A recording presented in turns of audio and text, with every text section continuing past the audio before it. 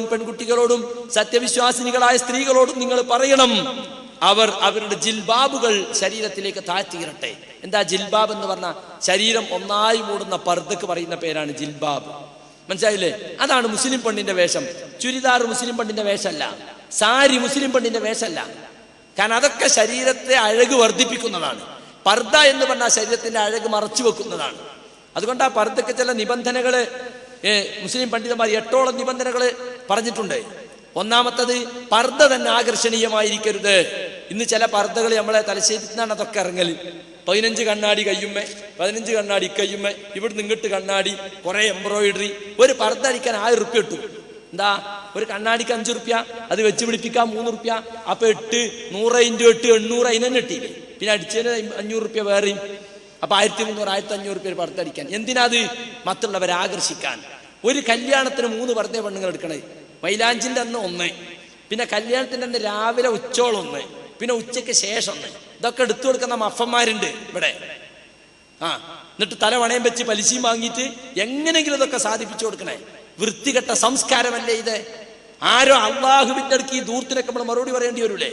അപ്പൊ പർദ്ദ തന്നെ ആകർഷണീയം. പർദ്ദ ഇട്ടണോ? പർദ്ദയാണ്. പക്ഷെ കണ്ടാ നല്ല നോക്കിപ്പോണയാതി പർദ്ദ, അതിനങ്ങനത്തെ എംബ്രോയിഡറി, നല്ല നെറ്റിപ്പട്ടം കെട്ടിയ ഒരു ആനക്കുട്ടി വരികയെന്ന് തോന്നും. ആ പർദ്ദയും ആ മഫ്തിയൊക്കെ പാട്ട്. മഫ്തന്റെ തലക്ക് ഭാഗത്ത് ഒരുപാട് മുത്തുകൾ, ഈ ബാക്കിൽ നല്ലൊരു പൂവ് തുന്നിപ്പിടിപ്പിച്ചത് അല്ലെ? പിന്നെ എന്തിനാ പർദ്ദ ഇടുന്നത്? പർദ്ദ ഇടണമെന്ന് പറഞ്ഞത് പെണ്ണിന്റെ മാദകത്വം മറച്ചു വെക്കാനാണ്, പെണ്ണിന്റെ അഴക് വെളിവാക്കാതിരിക്കാനാണ്. പക്ഷേ അഴകിനെ ദ്വിഗുണീഭവിപ്പിക്കുന്ന തരത്തിലുള്ള പർദ്ദയായാലോ?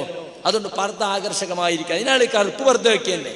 മറ്റ് കളറുകളൊക്കെ ആകർഷകമാണ്, കറുപ്പ് ആകർഷകമല്ലാത്തതുകൊണ്ടാണ് കറുപ്പുവാണെന്ന് മുസ്ലിം പണ്ഡിതന്മാർ പ്രത്യേകം നിഷ്കർഷിച്ചത്.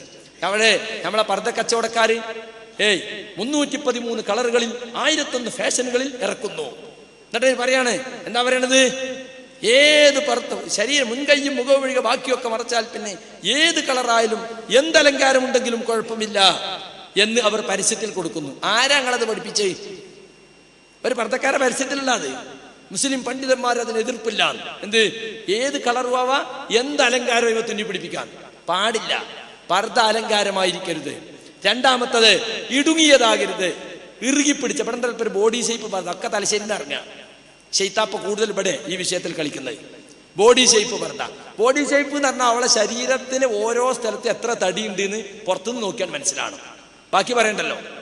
അത്തരത്തിലുള്ള പർദ്ദ ഇതവിടെ ഇങ്ങോട്ട് കൈയിന്റെ കച്ചം മുതൽക്ക് അര വരെ നല്ലോണം ടൈറ്റ് ആക്കുക. ഒരു തൊട വരെ, മുട്ടുകാലിന്റെ കുറച്ചിപ്പുറം വരെ ആ ടൈറ്റ് ആക്കി വെച്ചാൽ എല്ലാ കാണേണ്ട ഭാഗങ്ങളൊക്കെ ശരിക്ക് കാണും. പർദ്ദ ഇട്ടണോ? ഇട്ടീന്ന്. ചുരിദാറിനെക്കാളും മോശമാണ്. മനസ്സിലായില്ലേ? അത് നേരിയ തുണി കൊണ്ടുള്ള പർദ്ദയാണെങ്കിലോ പിന്നെ പറയും വേണ്ട. ശൈത്താനാണ് ആ പെണ്ണിന്റെ കൂടെ. മനസ്സിലായിക്കോളി. നിങ്ങളൊക്കെ സ്വന്തം ഭാര്യമാർക്കും മക്കൾക്കും ഒക്കെ പർദ്ദ അതൊന്നും ഞാൻ നോക്കില്ല. ഓള് പോകും, ഓള് വാങ്ങും, ഓളടിക്കും, ഓളിടും, ഓള് നടക്കും. നിനക്കെന്താ പണി? ഭർത്താവിന്റെ ഉദ്യോഗ തന്നെ? അതൊന്നും നോക്കാൻ പറ്റൂലേ? നോക്കണതൊക്കെ. എങ്ങനത്തെ പർദ്ദയാ ഭാര്യ ഇടുന്നത്, എങ്ങനത്തെ പർദ്ദയാ മോളിടുന്നത്, എങ്ങനത്തെ പർദ്ദയാ പെങ്ങളിടുന്നത് നോക്കണം. ആണുങ്ങൾക്ക് ബാധ്യതയുണ്ട് അതിലൊക്കെ. അതിലൊന്നും ബാധ്യതല്ല. വെറും വൈകുന്നേരത്തിന് ചെല്ല പൊതിയും കൊണ്ട് നേരം വെളുക്കുമ്പോൾ പോരാ, വൈകുന്നേരത്തെ പിറ്റേന്നും അത്ര പൂശിച്ചല്ല. ഇതാ നമ്മളെ പണി. ഭർത്താവ് എന്ന് പറഞ്ഞാൽ ആരാ? ഭർത്താവിന്റെ ഉത്തരവാദിത്വം എന്താ?